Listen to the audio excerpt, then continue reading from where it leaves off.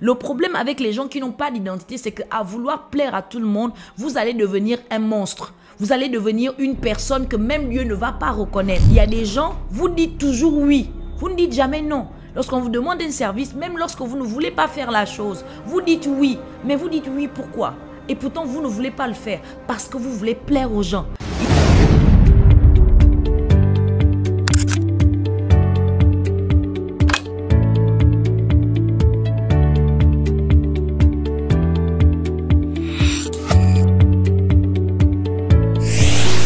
Bonjour à tous, ici la révérende Karel Mbouroué. Bienvenue dans le cœur des jeunes.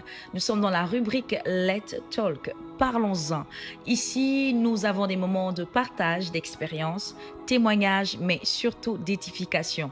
Ici, nous vous permettons d'avoir les clés spirituelles qui vous permettront de résister aux oppositions qui se dresseront sur votre chemin. La Bible déclare que vous connaîtrez la vérité et cette vérité vous rendra libre. Sur le cœur des jeunes, nous vous donnons accès à la vérité qui vous permettra de dire non à Satan. Prenez du popcorn, prenez un peu d'eau, restez connectés. On commence. Comment je définis la dépendance affective? La dépendance affective est un état psychologique dans lequel une personne ressent un besoin constant, sinon permanent et excessif d'être aimé, valorisé ou même apprécié par son entourage. Ça peut être la famille, les amis ou même votre partenaire de vie. La confiance en soi, quant à elle, peut être définie comme étant le fait de croire en vos capacités, de croire en votre potentiel. Je pense que chaque individu a besoin d'être à l'aise avec qui il est et de croire au potentiel que Dieu a mis en toi. Parce qu'en chacun de nous, il y a une semence divine. Malheureusement, qu'est-ce que le diable va faire? Le diable va attaquer le regard que vous avez sur vous.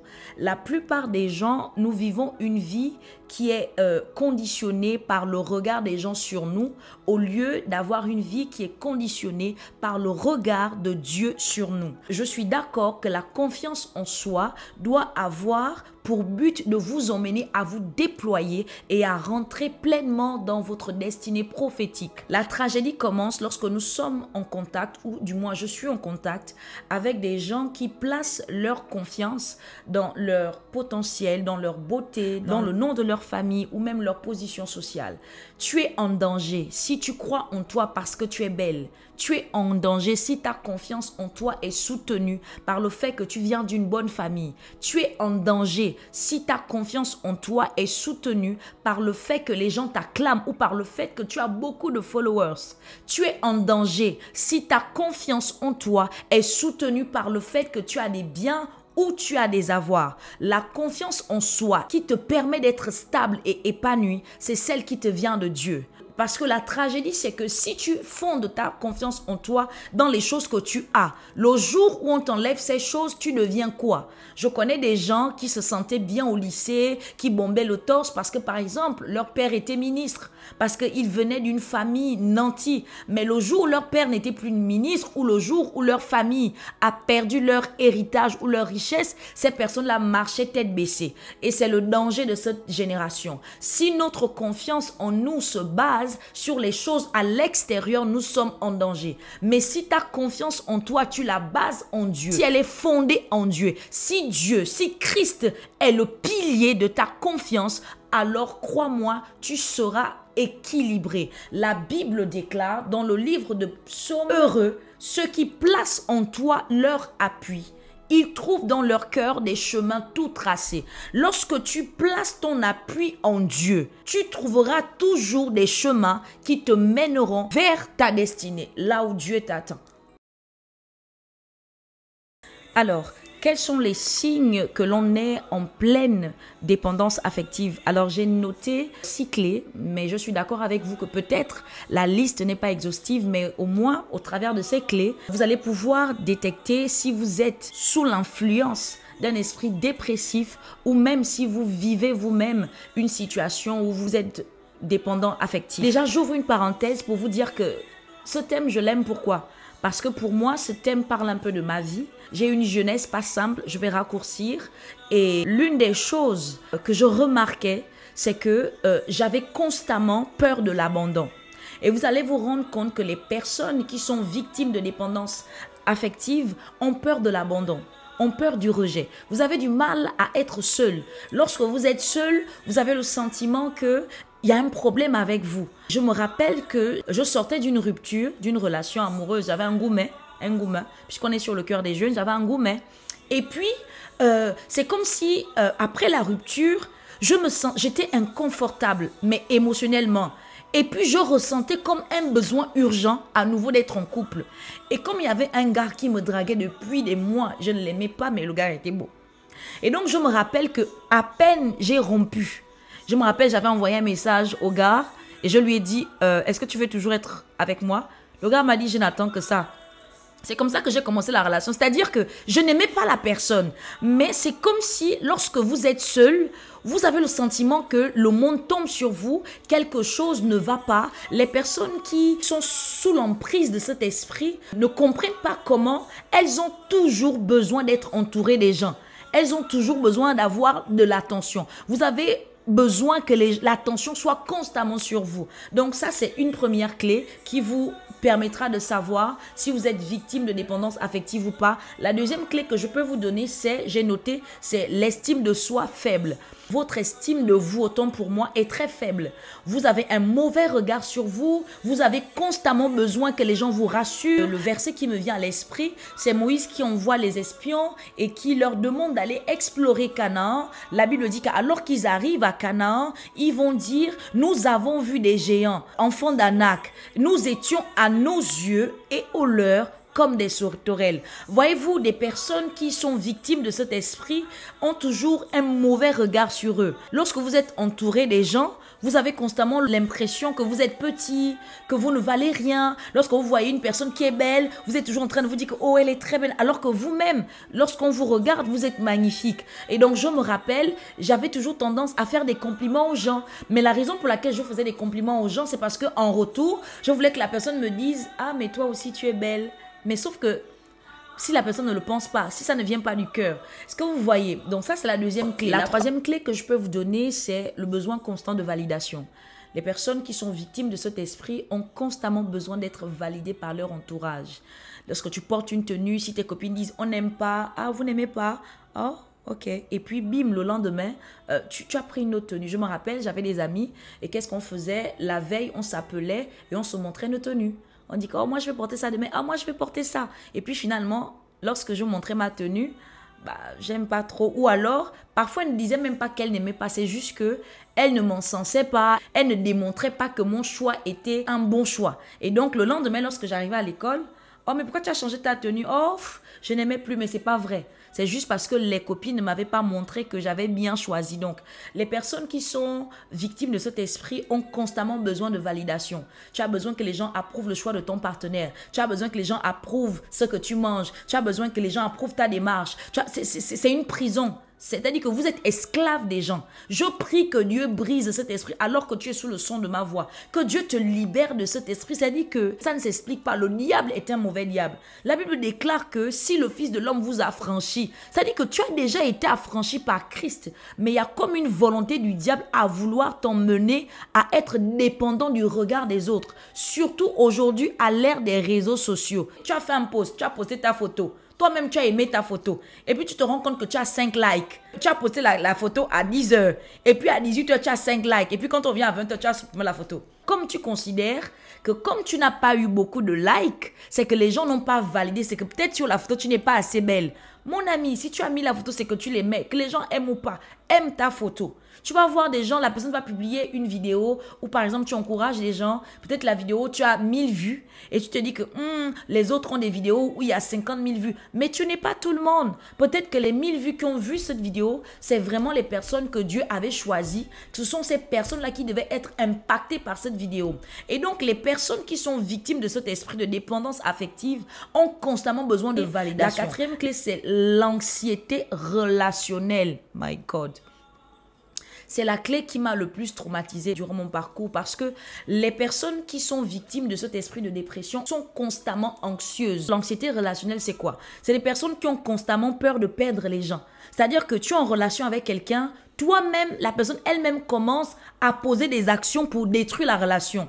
Parce que dès que tu commences la relation, dès que quelqu'un vous aime, vous appréhendez déjà que la personne va m'abandonner. Donc, vous commencez vous-même à anticiper la destruction de la relation. Et ces personnes-là, vous allez vous rendre compte, elles ont du mal à tomber amoureuses. Dès que tu rencontres une fille bien ou un gars bien, vous faites de l'auto-sabotage.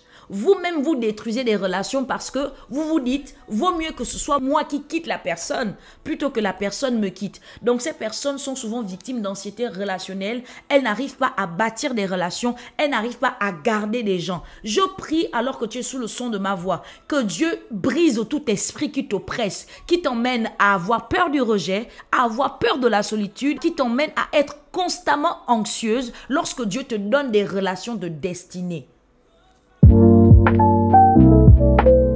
Alors, la troisième question, c'est comment sortir de la dépendance affective? Je dirais Dieu. Alors, je sais que ça peut paraître super spirituel lorsque je dis Dieu, mais je vous assure que c'est vraiment Dieu. Maintenant, je vais essayer un peu de découper. Dieu, pourquoi? Parce que la dépendance affective, c'est comme un téléphone qui a besoin d'énergie pour exister. Est-ce que vous voyez? La dépendance affective, c'est une personne qui a besoin de son entourage pour se sentir vivant, pour avoir le sentiment que j'existe. Et donc, le problème, c'est que si ton entourage devient ta source, déjà, c'est grave parce que ça veut dire que tu es tombé dans l'idolâtrie, mais aussi tu es en danger parce que l'entourage est souvent lunatique. Les personnes que Dieu nous donne sont changeantes. Aujourd'hui, ils sont en borne positive, demain, ils sont en borne négative. Donc, tu ne sais pas à quel moment la personne est de bonne humeur ou va te donner de bons conseils selon Dieu. Parce qu'aujourd'hui, tu peux avoir un Pierre qui est inspiré et demain avoir un Pierre qui est possédé par Satan. Ça veut dire que si ta vie est nourrie ou bâtie sur l'attention que les gens te donnent, tu es en danger. Et lorsque je dis Dieu, Dieu pourquoi? La vérité, c'est que dans mon cas, ce qui m'a aidé à me détacher de cette dépendance affective, c'est que j'ai cultivé mon intimité avec Dieu. Et je ne dis pas aller à l'église parce que même quand j'allais à l'église, j'étais victime de ce fléau.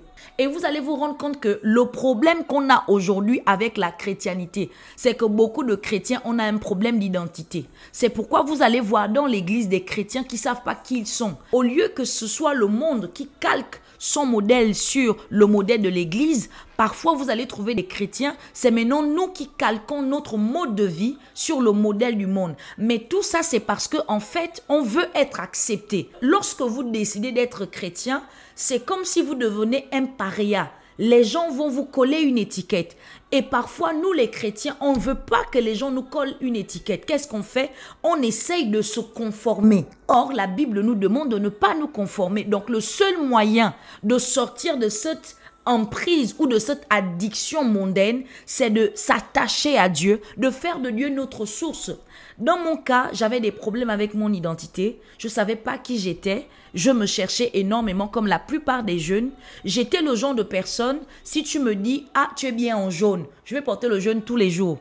Sauf que quand je vais rencontrer Josette, ou bien je vais rencontrer Cunégonde. Cunégonde va me dire, tu es bien en rose. Je vais porter le rose tous les jours. Le problème avec les gens qui n'ont pas d'identité, c'est qu'à vouloir plaire à tout le monde, vous allez devenir un monstre. Vous allez devenir une personne que même Dieu ne va pas reconnaître. Vous devenez une personne instable parce que si Josette n'aime pas qui je suis, Marguerite va aimer qui je suis. Mais toi, est-ce que tu aimes la personne que tu vois dans la glace? Et donc, lorsque je me rendais compte que plus je cherchais à plaire aux gens, plus j'étais malheureuse, j'ai commencé à chercher Dieu. Pas juste aller à l'église, pas juste servir. Servir, c'est bien. Aller à l'église, c'est bien. Quand je parle de chercher Dieu, je ne parle pas juste du fait de servir. Je parle de cette relation d'intimité. Avoir des temps de prière. J'ai commencé à lire la Bible, à me dire, Seigneur, qu'est-ce que tu dis à mon sujet? Et j'ai commencé à me rendre compte que lorsque Dieu me voit, il dit, je suis une créature si merveilleuse. La dernière fois, j'ai mis sur mon statut WhatsApp une vidéo et puis j'avais mis en commentaire, my God, quelle femme, j'aime cette femme, quelle belle femme. Et puis la personne a écrit en commentaire, la personne a commenté mon post et puis la personne a dit, la vérité c'est que la révérende sait qu'elle est belle, c'est pourquoi elle a autant d'assurance. Et j'ai répondu à la personne en disant, la révérende aujourd'hui que tu dis qu'elle est belle aujourd'hui, hier, Elle était aussi belle et pourtant elle était complexée. Elle était bourrée de complexes. Donc, la confiance que je peux manifester aujourd'hui n'est pas basée ou fondée sur ma beauté. Gloire à Dieu si vous me trouvez belle. Si nous sommes créés à l'image de Dieu, nous sommes tous des merveilleuses créatures. Mais moi, lorsque je m'affirme, lorsque je peux parler, lorsque je me tiens devant les gens ou lorsque je vends parfois mes produits à part design, mon assurance ne vient pas de mes apparats ou bien de ma beauté. Mon assurance vient de la connaissance que j'ai de Dieu, de ce que Dieu dit sur moi. Dieu dit que je suis une personne importante, j'ai de la valeur. C'est pourquoi Christ est mort. Il dit que je suis élu, je suis un sacerdoce royal. Il dit qu'il a pour moi des projets de paix et non de malheur. Donc même si aujourd'hui ça ne va pas, j'essaye de trouver cet équilibre. J'essaye de trouver mes repères en Dieu, dans l'intimité et dans la connaissance que j'ai du Dieu auquel j'appartiens. Donc j'ai envie de dire à quelqu'un que pour sortir de la dépendance affective, premièrement c'est Dieu. Attache-toi à Dieu. Commence à chercher Dieu. Commence à t'entourer des personnes aussi qui ont des ondes positives. Parce qu'il y a des entourages qui ne favorisent pas le fait que tu aies un bon regard sur toi. Lorsque tu évolues dans un entourage où les gens t'insultent, les gens te collent des étiquettes, où des gens disent du mal de toi, ça ne favorise pas le fait que tu prennes une pleine confiance en toi. Même si tu écoutes la parole de Dieu tous les jours. Récemment, j'ai parlé avec une de mes filles sur WhatsApp. Elle me disait, non, révérende, c'est vrai, tu travailles sur moi, j'écoute la parole de Dieu à l'école, mais lorsque j'arrive à la maison et que ma mère me dit que je suis une bordelle, que je ne vais rien faire, j'ai le sentiment qu'à chaque fois, je dois recommencer à zéro. Donc, vous voyez qu'il y a des environnements aussi qui peuvent être toxiques, qui ne favorisent pas le fait que vous puissiez avoir pleinement confiance en vous. Mais c'est pourquoi il faut vraiment s'attacher à Dieu. Parce qu'il y a certains enfants, vous ne pouvez pas partir de la cellule familiale. Si tu as 14 ans, si tu as 18 ans, ou même si tu as 20 ans et que tu n'as pas de situation financière stable, tu es obligé de rester chez tes parents. À ce moment, qu'est-ce que tu dois faire? Tu dois apprendre à créer ton atmosphère. La Bible dit que Dieu soit reconnu pour vrai et tout homme pour menteur. Ça veut dire que Dieu veut t'emmener à une dimension où tu accordes plus de valeur à sa parole qu'en la parole de tes détracteurs, qu'en la parole de tes parents. Et je prie dans cette saison que Dieu aide quelqu'un à être attaché à ce que Dieu dit à ton sujet. Que Dieu ramène tes pensées et ton cœur captif à l'obéissance de Christ. Peut-être que tu es dans une phase où tu n'arrives plus à croire en toi. J'aimerais te dire que lorsque Dieu te regarde, Dieu croit en toi. Jésus a misé sur toi. Jésus a payé le prix pour toi. Lorsque je grandissais et que, je me rappelle, je vous ai pris l'exemple de cette relation, ce gars-là, à qui j'avais demandé s'il voulait être en couple avec moi. Je me rappelle, lorsque finalement on a commencé à vivre la relation, je me rendais compte que à force de vouloir forcer, le gars m'irritait, il me dégoûtait. Je dis, si certains d'entre nous ont fini par être dans des relations, on n'est pas épanoui, mais juste pour pouvoir dire, j'ai un gars, je suis en couple, mais tu n'es pas épanouie, tu n'es pas heureuse. En fait, vous devez arriver au point où vous vous choisissez. Choisissez-vous. Réalisez que vous devez être heureuse seule avant d'être heureux ou heureuse avec quelqu'un. Le bonheur ne se trouve pas dans les gens, le bonheur se trouve en Dieu. Lorsque tu as trouvé le bonheur en Dieu, tu deviens toi-même une source de bonheur ambulante. À ce moment, tu dois chercher des gens qui eux-mêmes aussi ont découvert ce bonheur. Parce qu'il te sera difficile de vivre des relations épanouies si tu es constamment en relation avec des gens qui sont toxiques. Hello! Comment faire pour sortir de là? Attache-toi à Dieu. Aie des relations saines. Lis la parole de Dieu et commence à te valoriser. Notre clé, mets-toi devant les miroirs. Une chose que moi je faisais, c'est que je me mettais devant le miroir. Je commençais à me dire, Karel Mbouret, tu es belle. Waouh, quelle belle femme. J'aime ton nez. J'aime ton visage. Faites-vous des compliments. Faites-vous plaisir. Choisissez-vous. Alors, un mot pour la fin. Je dirais à quelqu'un, la plupart d'entre nous, on a le sentiment qu'on est guéri par rapport aux expériences négatives ou même aux traumas qu'on a vécu dans le passé. Mais si vous vous asseyez et que vous rentrez à l'intérieur de vous, vous allez vous rendre compte que certains traumas que vous vivez aujourd'hui trouvent leur source dans votre passé. Ce que j'essaye de dire à quelqu'un, qu'il est possible que cette dépendance affective dont tu es victime aujourd'hui n'a pas commencé maintenant. Mais ça a commencé dans ton passé, lorsque ton père t'a abandonné, ou du moins lorsque ton père a abandonné ta mère, tu as eu le sentiment que c'est toi qui étais rejeté. Lorsque finalement, en grandissant, ou bien tu as été abusé et au moment où tu es parti voir ta mère ou ton parent pour parler de cet abus, on ne t'a pas cru. Ou peut-être que lorsque tu grandissais, tu étais dans une maison où tu étais toujours le vilain petit canard, celui sur qui on criait toujours parce que tu faisais toujours des bêtises. Tu posais des actions qui emmenaient tes parents à tomber sur toi.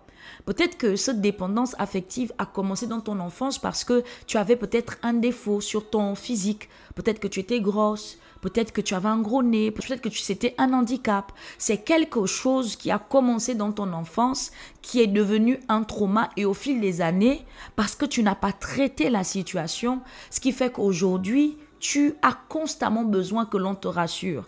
Tu as constamment besoin que les gens t'acclament. Tu as constamment besoin d'être au centre de l'attention. Lorsque les gens ne te regardent pas, tu vas créer des choses. Une chose que j'ai oublié de dire, c'est que les personnes qui sont victimes de l'esprit de dépendance affective, ces personnes-là, parfois, volent. Pourquoi? Ces personnes-là, comme vous voulez être aimé, je me rappelle, j'avais une amie au lycée qui était, j'ai envie de dire, déséquilibrée. Et elle voulait toujours nous faire croire qu'elle avait des parents riches. Donc, qu'est-ce qu'elle faisait? Elle voulait de l'argent à sa mère, elle voulait de l'argent et elle partageait de l'argent à l'école.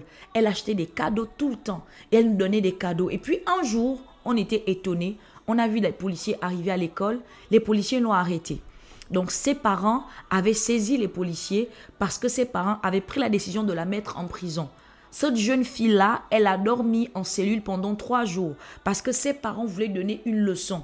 Mais quelle est la cause? Quelle est l'origine? Cette jeune fille-là volait parce qu'elle voulait être aimée à l'école. L'amour qu'elle n'avait pas su trouver dans sa cellule familiale. Cet amour, elle s'est sentie obligée de le fabriquer en volant de l'argent pour acheter l'amour de ses camarades de classe. Si tu te retrouves dans une situation où tu veux constamment plaire, il y a des gens, vous dites toujours oui, vous ne dites jamais non. Lorsqu'on vous demande un service, même lorsque vous ne voulez pas faire la chose, vous dites oui. Mais vous dites oui pourquoi? Et pourtant, vous ne voulez pas le faire parce que vous voulez plaire aux gens. Et il y en a d'autres, vous n'arrivez pas à dire non. On te demande de faire quelque chose que tu ne veux pas. Tu as du mal à t'affirmer. Tu as du mal à dire non parce que tu ne comprends pas. Tu es victime de cet esprit de dépendance affective. Et donc, alors que je suis en train d'atterrir, je veux vraiment prier pour quelques personnes. Tu es dans cette catégorie de personnes qui sont victimes de cet esprit. Je vais prier pour toi. Il y a un verset dans la Bible qui m'a béni, Ésaïe 58, verset 11. La Bible dit, « L'Éternel sera toujours ton guide. Il rassasiera ton âme dans les lieux arides. » Écoutez, lorsqu'on parle de lieux arides, on parle de lieux desséchés, où il n'y a pas de vie, où il n'y a pas d'eau. Et la Bible dit qu'il rassasiera ton âme dans les lieux arides. Ça veut dire que lorsqu'il arrivera que tu passes, parce que les personnes qui sont sous l'influence de cet esprit de dépendance, ces personnes, lorsqu'elles passent par des moments difficiles, n'arrivent pas à être seules. Vous avez peur de la solitude. Et donc, lorsque ton âme sera dans les lieux arides, le fait que l'Éternel soit ton guide, le fait que tu sois attaché à Dieu, fera en sorte qu'au lieu d'aller chercher l'amour au téléphone, tu iras chercher l'amour au trône.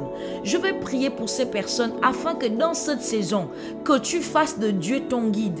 Et alors que Dieu est ton guide, que Dieu te donne la force de pouvoir cultiver l'intimité avec le Saint-Esprit et que de cette intimité, tu découvres qui tu es et que cette connaissance de qui tu es t'emmène à être épanoui, que tu sois seul ou même que tu sois accompagné. Éternel mon Dieu, je prie pour cet homme et cette femme qui me regardent et alors qu'elle pose la main sur l'écran, je prie dans le nom de Jésus, Saint-Esprit de Dieu, afin que tu prennes les rênes et le contrôle de ses émotions. La Bible déclare que Christ est venu oint d'onction pour guérir ceux qui ont le cœur brisé.